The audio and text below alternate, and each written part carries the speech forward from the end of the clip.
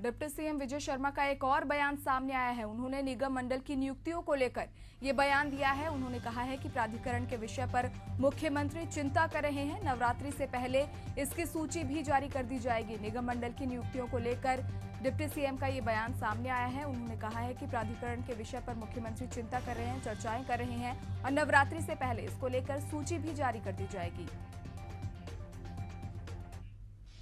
हाँ, पहले कुछ और है, मतलब निगम मंडल बात का विषय है। कुछ और प्राधिकरण हैं और अन्य जो विषय हैं उस पर माननीय मुख्यमंत्री जी चिंता कर रहे हैं। मैं सोचता हूं कि शीघ्र ही हो सकता है। तो प्राधिकरण के विषय पर मुख्यमंत्री चर्चा कर रहे हैं, चिंताएं कर रहे हैं। नवरात्रि से पहले इसको लेकर सूची भी जारी कर दी जाएगी। डिप्टी सीएम विजय शर्मा का यह बयान सामने आया है। उन्होंने कहा है निगम मंडल की नियुक्तियों को लेकर ये बयान दिया है। प्राधिकरण के विषय पर मुख्यमंत्री चिंता कर रहे हैं, चर्चाएं कर रहे हैं और नवरात्रि से पहले इसकी सूची भी जारी कर दी जाएगी।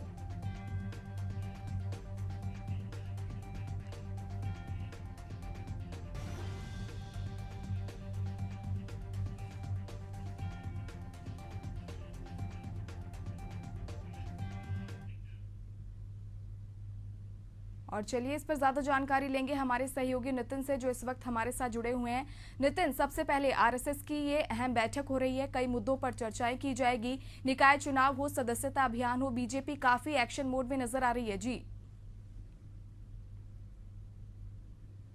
महत्वपूर्ण बैठक होने जा रही है। बीजेपी के राष्ट्रीय सह संगठन मंत्री जो हैं, महामंत्री हैं, दिल्ली से रायपुर आए हुए हैं और जो आरएसएस की और बीजेपी की एक समन्वय बैठक हो रही है, जिसमें अब पांच मंत्री जो हैं कैबिनेट के वो शामिल हुए हैं, जिसमें Kedar Kashyap, deputy CM Vijay Sharma, OP Chaudhary, Shyam Bihari Jaiswal और टंकराम वर्मा शामिल है। बड़ी बैठक अभी रोहिणीपुरम स्थित जो सरस्वती शिक्षण संस्थान में हो रही है और ये बैठक सुबह से ही चल रही है, जिसमें डिप्टी सीएम विजय शर्मा भी कुछ देर पहले ही यहाँ पर पहुंचे हैं। उनके हाथों में कुछ फाइलें थी जिसमें गोवन से जुड़ा हुआ कुछ मुद्दा था, उसमें डिटेल थी और कई अपराधों को लेकर भी कुछ कागजात लेकर वो यहाँ पर पहुंचे। जो योजनाएं सरकार की वो चल रही हैं और क्या क्या इम्प्लीमेंटेशन अभी योजनाओं को लेकर हुआ है, उसको लेकर चर्चा इस बैठक में होगी। तो जो मंत्री यहाँ पूरे कागजात के साथ यहाँ पर पहुंचे हैं, चूंकि जो बीजेपी के राष्ट्रीय सह संगठन महामंत्री रायपुर पहुंचे हुए हैं और बैठक सुबह से ही चल रही, तो सभी मंत्रियों से एक तरह से उनके विभाग का रिपोर्ट कार्ड मंगाया गया, उनसे जानकारी ली जा रही है कि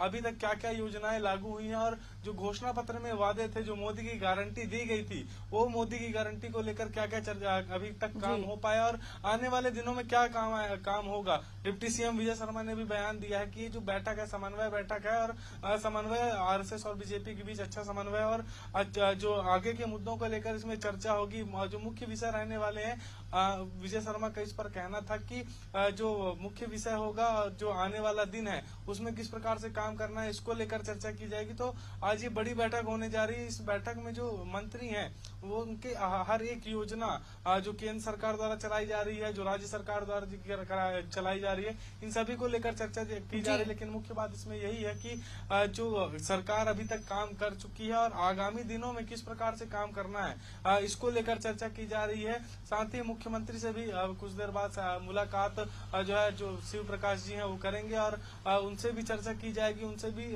पूछा जाएगा कि किस प्रकार से काम कर रहा है और उनको भी किस प्रकार से काम कर, क्योंकि संगठन की जो भूमिका है वो बीजेपी में अहम है। अभी किरण देव सिंह भी अंदर मौजूद हैं इस बैठक में। बीजेपी के जो प्रदेश अध्यक्ष हैं उनसे भी जो है संगठन का हिसाब मांगा जा रहा है कि संगठन में किस प्रकार से काम चल रहा है, क्योंकि सदस्यता अभियान भी बीजेपी का चल रहा है और इस बार बीजेपी ने 50 लाख सदस्य बनाने का जो है लक्ष्य बनाया है, तो उसको लेकर भी उनसे जो है नितिन, जिस तरह आप बता रहे थे कि डिप्टी सीएम के हाथ में अपराध या फिर आगामी रणनीति को लेकर फाइल थी, इसी बीच डिप्टी सीएम का एक बयान भी सामने आया। उन्होंने कहा है कि गणेश झांकी में डीजे बजना जरूरी है। हालांकि इसको लेकर पहले विवाद था कि शायद अनुमति दी जाएगी या नहीं दी जाएगी। उन्होंने कहा है कि हाईकोर्ट के निर्देश के अनुसार डीजे का इस्तेमाल किया जा सकता है। इसको लेकर और क्या कुछ जानकारी है? जी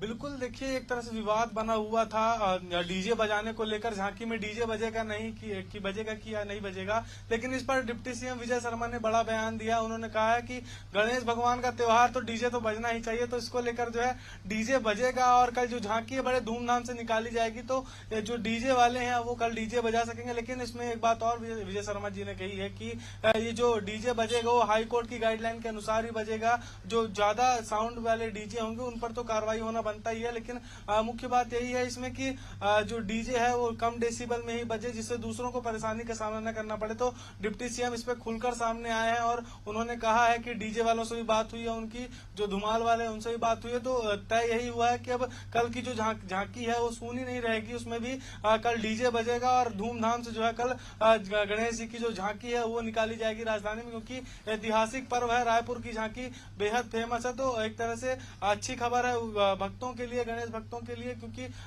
प्रदेश में कल जो माहौल रहता है राजधानी रायपुर का, उसका मैसेज जो है पूरे प्रदेश में जाता है। तो कल अच्छा माहौल रहने वाला है। डीजे के साथ जो है पूरे प्रदेश में झांकी निकलेंगी और डीजे कल बजाया जाएगा। डिप्टी सीएम विजय शर्मा ने अपना बयान दे दिया है। जी नितिन, जिस तरह हम देख रहे हैं वाकई डिप्टी सीएम का ये बयान सामने आया है कि अब गणेश झांकी में डीजे का इस्तेमाल किया जाएगा। हालांकि इस दौरान कड़े निर्देशों का पालन करना होगा ताकि किसी भी तरह की अप्रिय घटना ना हो।